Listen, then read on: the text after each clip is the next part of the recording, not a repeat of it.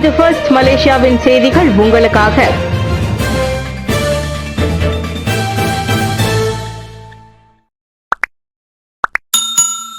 முஸ்லிம் அல்லாத ஆடவரை அறைந்ததாக நம்பப்படும் முதியவரிடம் போலீஸ் விசாரணை. திங்கட்கிழமை ஜொஹூரில் உள்ள பல்பொருள் அங்காடி கடையில் உணவருந்திய முஸ்லிம் அல்லாத ஆடவர் ஒருவரை அறைந்ததாக நம்பப்படும் 65 வயதுடைய முதியவரிடம் போலீசார் விளக்கம் பெற்றுள்ளனர். சம்பந்தப்பட்ட முதியவரின் மகன் உட்பட தங்கள் தரப்பு சில சாட்சிகளின் வாக்குமூலத்தை பெற்றுள்ளதாக ஜொஹூர் போலீஸ் தலைவர் டத்தோ எம் குமார் தெரிவித்தார். வரும் ஞாயிற்றுக்கிழமைக்குள் நாங்கள் விசாரணை அறிக்கையை அரசு தரப்பு துணை வழக்கறிஞரிடம் வழங்க உள்ளோம். விசாரணை அறிக்கையை வழங்குவதற்கு முன்னர் மருத்துவரின் உரையாடலை பதிவு செய்யுமாறும் நான் உத்தரவிட்டுள்ளேன் என்றார் அவர்.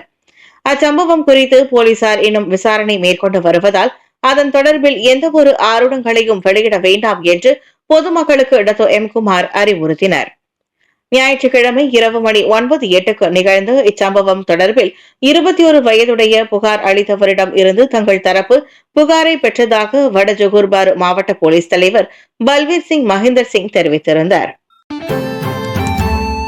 நிதி உதவியை அமெரிக்கா நிறுத்தியுள்ளதால் உதவி நடவடிக்கைகள் முடக்கம். வெளிநாடுகளுக்கு வழங்கி வந்த நிதி உதவியை அமெரிக்க அதிபர் டொனால்டு டிரம்பின் நிர்வாகம் தற்காலிகமாக நிறுத்தியுள்ளதால் உலக சுகாதார நிறுவனம் சிரமத்தை எதிர்நோக்கி வருவதாக அதன் தலைவர் டெட்ரஸ் அதனம் கேப்ரியல் தெரிவித்திருக்கிறார். குறிப்பாக 8 நாடுகளுக்கு HIV சிகிச்சை வழங்குவதில் பெரும் சிக்கல் ஏற்பட்டுள்ளதாக அவர் கூறுகிறார். ஹெத்தி, கென்யா, லெசோதோ, தெற்கு சூடான், புர்கினா பாசோ, மாலி, நைஜீரியா மற்றும் உக்ரைன் ஆகிய நாடுகளில் HIV சிகிச்சை வழங்குவதில் உலக சுகாதார நிறுவனம் சிரமத்தை எதிர்நோக்குவதாக டெட்ரஸ் குறிப்பிட்டார். HIV நோயை தவிர்த்து போலியோ, மலேரியா மற்றும் காச நோயை கையாளுவதற்கான முயற்சிகளும் பாதிக்கப்பட்டுள்ளதாக அவர் தெரிவித்தார். உலக அளவில் 700க்கும் மேற்பட்ட தளங்களில் செயல்பட்ட உலக சுகாதார நிறுவனத்தின் தட்டம்மை மற்றும் ருபெல்லா நோய் ஆய்வகங்களும் உடனடியாக முடக்கப்பட்டுள்ளன. நிதி பற்றாக்குறையால் ஆப்கானிஸ்தானில் உலக சுகாதார நிறுவனம் ஆதரவு பெற்ற அத்தியாவசிய சுகாதார சேவையில் 80 விழுக்காடு மூடப்படும் அபாயத்தில் உள்ளன. மார்ச் 4ஆம் தேதி வரை நிதி பற்றாக்குறை காரணமாக 167 சுகாதார வசதிகள் மூடப்பட்டன. இதற்கு உடனடி தீர்வு காணப்படாவிட்டால் ஜூன் மாதத்திற்குள் மேலும் 220க்கும் மேற்பட்ட சுகாதார வசதிகள் மூடப்படலாம் என்று டெட்ரஸ் தெரிவித்தார். ஜாகிர் நாயக்கின் குடியுரிமை ஒரு போலியான பிரச்சாரம். சைஃபுதீன். சர்ச்சைக்குரிய மதபோதகர் ஜாகிர் நாயக்கிற்கு முன்னாள் பெர்காசோ தலைவர் இப்ராஹிம் அலியிடம் இருந்து கௌரவ பட்டம் வழங்குவதை காட்டும் படம் 6 ஆண்டுகளுக்கு முன்பு எடுக்கப்பட்டது. மேலும் இது எந்த குடியுரிமை விருதுக்கும் தொடர்பில்லாதது என்று சைஃபுதீன் நஸ்தியோன் இஸ்மாயில் கூறினார். மலேசியாவில் நிரந்தரமாக வசிக்கும் ஜாகிருக்கு குடியுரிமை வழங்கப்பட்டதாக சமூக ஊடகங்களில் வெளியான கூற்றுகளை மறுக்கும் வகையில் உள்துறை அமைச்சர் இவ்வாறு கூறினார். ஜாகிர் சிராமா கொடுப்பதற்கு எதிராக காவல்துறை தடை இனி நடைமுறையில் இல்லை என்றும் பெர்லிஸில் இஸ்லாத்தை கற்பிக்க அதிகாரப்பூர்வ நற்சான்றிதழ் கொண்டுள்ளார் என்றும் சைஃபுதீன் நாடாளுமன்றத்தில் உறுதிப்படுத்திய சிறிது நேரத்திலேயே இந்த பதிவு ஆன்லைனில் பரவலாக பகிரப்பட்டது. இப்ராஹிமிடம் இருந்து ஜாகிர் பஹல்வான் பெர்காசோ விருதை பெறுவதை காட்டும் புகைப்படத்தை அந்த பதிவு காட்டியது. இப்ராஹிம் இந்த கூற்றை நிராகரித்தார். இது முழுமையான அவதூறு மற்றும் மலேசியர்களை தவறாக வழிநடத்துவதையும் அரசியல் காரணங்களுக்காக அவர்களை தூண்டுவதையும் நோக்கமாக கொண்டுள்ளது என்று அவர் வலியுறுத்தினார். போதைப்பொருள் தயாரிக்கும் 3 ஆய்வகங்களின் நடவடிக்கைகள் முறியடிப்பு. கடந்த மார்ச் 6ஆம் தேதி தொடங்கி 11ஆம் தேதி வரை இஸ்கந்தார் புத்ரி மற்றும் ஸ்ரீ அலாமில் மேற்கொள்ளப்பட்ட 5 சோதனை நடவடிக்கைகளில் போதைப்பொருள் தயாரிக்கும் 3 ஆய்வகங்களின் நடவடிக்கையை போலீசார் முறியடித்தனர். அதோடு 1,44,60,000 ரிங்கெட் பறிமுதல் மதிப்பை உட்படுத்தி 7 ஆடவர்களும் கைது செய்யப்பட்டனர். போதைப் பொருள் தயாரிப்பதற்கு பயன்படுத்தப்படும் பல்வகை பொருட்களும் உபகரணங்களும் வைக்கப்பட்ட தொழிற்சாலை ஒன்றும் ஜொஹூர் பாருவில் உள்ள தொழில்துறை பகுதியில் கண்டறியப்பட்டது. கைது செய்யப்பட்ட 7 ஆடவர்களில் 25லிருந்து 40 வயதுடைய 5 உள்நாட்டினரும் 2 தாய்வான் நாட்டினரும் அடங்குவர் என்று ஜொஹூர் போலீஸ் தலைவர் டத்தோ எம் குமார் தெரிவித்தார். மொத்தமாக 42.5 கிலோகிராம் மெத்திலின் டைஆக்சிபெத்தமைன் MDMAவும் 182.8 கிலோகிராம் ஷாபு வகை போதைப் பொருட்களும் பறிமுதல் செய்யப்பட்டன. மேலும் போதைப் பொருள் தயாரிக்க பயன்படுத்தப்படும் பல்வேறு பொருட்கள் மற்றும் இயந்திரங்கள் உட்பட 3 கார்கள், 1 லாரி, பல்வகை நகைகள் போன்றவையும் பறிமுதல் செய்யப்பட்டன. இஸ்மாயில் சப்ரியின் வாக்குமூல பதிவு ஒத்திவைக்கப்பட்டது. ஊழல் மற்றும் கள்ளப்பண பரிமாற்ற வழக்கு விசாரணை தொடர்பில் முன்னாள் பிரதமர் டத்தோஸ்ரீ இஸ்மாயில் சப்ரி யாகூபின் வாக்குமூல பதிவு இன்று ஒத்திவைக்கப்பட்டுள்ளது. இருப்பினும் ஒத்திவைப்பிற்கான காரணம் தெரிவிக்கப்படவில்லை. நேற்று 5வது முறையாக இஸ்மாயில் சப்ரி வாக்குமூலம் அளிக்க மலேசிய ஊழல் தடுப்பு ஆணையம் SPRM-ற்கு வருவதாக கூறப்பட்டிருந்தது. அதனைத் தொடர்ந்து காலை மணி 9 முதல் ஊடகவியலாளர்கள் புத்ரஜயா SPRM வளாகத்தின் வெளியில் கூடியிருந்தனர். ஆனால் 9வது பிரதமரான இஸ்மாயில் சப்ரியின் வாக்குமூல பதிவு புதன்கிழமைக்கு ஒத்திவைக்கப்பட்டதாக அறிவிக்கப்பட்டது. வாக்குமூல பதிவின் நேரத்தையும் SPRM இன்னும் நிர்ணயிக்கவில்லை. பேரா நாடாளுமன்ற உறுப்பினருமான இஸ்மாயில் சப்ரியிடம் திங்கட்கிழமை SPRM 7 மணிக்கு பேரா நாடாளுமன்ற உறுப்பினரான இஸ்மாயில் சப்ரியிடம் திங்கட்கிழமை SPRM 7 மணி நேரம் வாக்குமூலம் பதிவு செய்தது. கடந்த ஆண்டு டிசம்பர் 11ஆம் தேதி தமது சொத்துக்களை அறிவிக்க உத்தரவிடப்பட்டதை தொடர்ந்து இஸ்மாயில் சப்ரி மீது SPRM விசாரணையை தொடங்கியது. 9 மாதங்களுக்கு பிறகு பூமிக்கு புறப்பட்டார் சுனிதா வில்லியம்ஸ். அமெரிக்க விண்வெளி வீரர்கள் சுனிதா வில்லியம்ஸ் மற்றும் புட்ச் வில்மோர் நேற்று பூமிக்கு திரும்பினர்.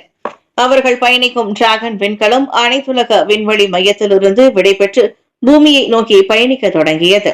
அனைத்துலக விண்வெளி நிலையத்தில் ஆய்வு மேற்கொள்ள கடந்த ஆண்டு ஜூன் 5ஆம் தேதி விண்வெளிக்கு சென்ற அவர்கள் விண்கலத்தில் ஏற்பட்ட கோளாறு காரணமாக கடந்த 9 மாதங்களாக பூமிக்கு திரும்ப முடியாத சூழல் நிலவியது. தற்போது அவர்களுக்கு மாற்றாக அமெரிக்கா, ஜப்பான் மற்றும் ரஷ்யாவை சேர்ந்த 4 புதிய விண்வெளி வீரர்கள் அமெரிக்க செல்வந்தர் எலன் மஸ்க்கு சொந்தமான டிராகன் விண்கலம் மூலம் அனைத்துலக விண்வெளி மையத்தை சென்றடைந்தனர். அதனைத் தொடர்ந்து அதே டிராகன் விண்கலத்தில் இந்திய வம்சாவளியை சேர்ந்த சுனிதா வில்லியம்ஸும் புட்ச் வில்மோரும் நேற்று பூமிக்கு திரும்புகின்றனர். 17 மணி நேரத்தில் பயணத்திற்கு பிறகு அந்த விண்கலம் மெக்சிகோ வளைகுடாவில் விழும் என்று எதிர்பார்க்கப்படுகிறது. நிலுவையில் உள்ள வரி கட்டணத்தை இ-அன்சுரான் மூலம் செலுத்தலாம். எஞ்சிய அல்லது நிலுவையில் உள்ள வரி கட்டணத்தை இ-அன்சுரான் மூலம் இணையம் வழி தவணை முறையில் செலுத்துவதற்கான விண்ணப்பத்தை மார்ச் மாதம் 5ஆம் தேதி முதல் மைடாக்ஸ் செய்தித்தளம் மூலம் மேற்கொள்ளலாம். வரி செலுத்துபவர்கள் எஞ்சிய அல்லது நிலுவையில் உள்ள வரியை செலுத்துவதற்கு எளிதாக விண்ணப்பிக்க இத்திட்டம் அறிமுகப்படுத்தப்பட்டுள்ளதாக உள்நாட்டு வருமான வரி வாரியம் குறிப்பிட்டுள்ளது. மேலும் எந்தவொரு கூடுதல் ஆவணங்களும் இல்லாமல் தானியங்கி முறையில் அனுமதி பெறவும் இந்நடவடிக்கை உதவுகிறது. விண்ணப்பிக்கும் மொத்த தொகை 300 ரிங்கிட்டிற்கும் மேல் இருக்க வேண்டும். அதோடு மொத்த தவணை 2 இருந்து 6 முறை மட்டுமே போன்றவை வரி செலுத்துபவர்கள் இ-அன்சுரான் விண்ணப்பிப்பதற்கான தகுதிகளில் அடங்கும். அதோடு இ-அன்சுரான் விண்ணப்பத்தை ரத்து செய்வதென்றால் அதை LHDN அலுவலகத்தில் மட்டுமே மேற்கொள்ள முடியும். பிரதமரின் பதவி காலத்தை கட்டுப்படுத்த விரிவான ஆய்வுகள் தேவை. பிரதமரின் பதவி காலத்தை 10 ஆண்டுகளுக்கு கட்டுப்படுத்த நாட்டின் அரசியலமைப்பு சட்டத்தில் திருத்தம் செய்யப்பட வேண்டுமானால் அதற்கு தெளிவான மற்றும் விரிவான ஆய்வுகள் மேற்கொள்ளப்பட வேண்டும். பிரதமரின் பதவி காலத்தை நீடித்தால் அதிகார மீறல் ஏற்படுவதற்கு இடமளிக்கும் என்பதால் அதனை கட்டுப்படுத்தப்பட வேண்டும் என்று பலர் கருதுவதாக பேராக் மந்திரி உசா டத்தோஸ்ரீ சரானி முகமது கூறுகின்றார். ஆனால் அந்த பதவியில் இருப்பவர் நல்லவர் எனவும் அவர் சிறப்பாக செயல்படுகிறார் என்றும் கூறுபவர்களும் உள்ளனர். ஒருவேளை முதல் 2 தவணைகள் முன்னேற்றத்திற்கான காலகட்டமாக இருக்கலாம். முதல் பதவிக்காலம் சுமூகமாக பயணிக்கிறது. 2வது பதவிக்காலம் அப்போதுதான் தொடங்குகிறது. எனவே அவரை பாதியிலேயே நிறுத்தினால் அவருக்கு மாற்றாக வருபவர் திட்டமிட்டதை தொடர முடியுமா என்று உறுதியாக தெரியவில்லை. எனவே இதில் நன்மை தீமை என 2ம் உள்ளன என்றார் அவர். நேற்று பேராக் தாப்பாவில் மாநில அரசாங்கம் ஏற்பாடு செய்த உதவி வழங்கும் நிகழ்ச்சி ஒன்றில் கலந்து கொண்ட பின்னர் டத்தோஸ்ரீ சரணி முகமது அவ்வாறு கூறினார். 5 லட்சம் ரிங்கிட் மதிப்பிலான போதைப் பொருட்கள் பறிமுதல். கடந்த சனிக்கிழமை பினாங்கில் மேற்கொள்ளப்பட்ட சிறப்பு சோதனை நடவடிக்கையில் 5 லட்சம் ரிங்கிட் மதிப்பிலான 150 கிலோகிராம் கஞ்சா வகை போதைப் பொருள் மற்றும் 1 கிலோகிராம் கஞ்சா பூவும் பறிமுதல் செய்யப்பட்டன. அதோடு போதைப் பொருள் கடத்தல் மற்றும் விநியோக நடவடிக்கைகளில் ஈடுபட்டதாக நம்பப்படும் 2 போலீசார் கைது செய்ததாக புகிட் அமான் போதைப் பொருள் புலனாய்வு துறை JSJN இடைக்கால இயக்குநர் DCP மாட்சானி முகமது சலேஹுதீன் தெரிவித்தார்.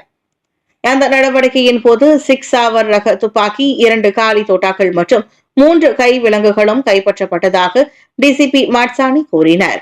காலை மணி 9:20க்கு தெற்கு நோக்கி செல்லும் சுங்கைட்டுவா டோல் சாவடி அருகே நடத்தப்பட்ட சோதனையின் போது 46 வயதான உள்நாட்டை சேர்ந்த ஆடவர் செலுத்திய காரை ஜேஎஸ்டிஎன் தடுத்ததாக அவர் குறிப்பிட்டார்.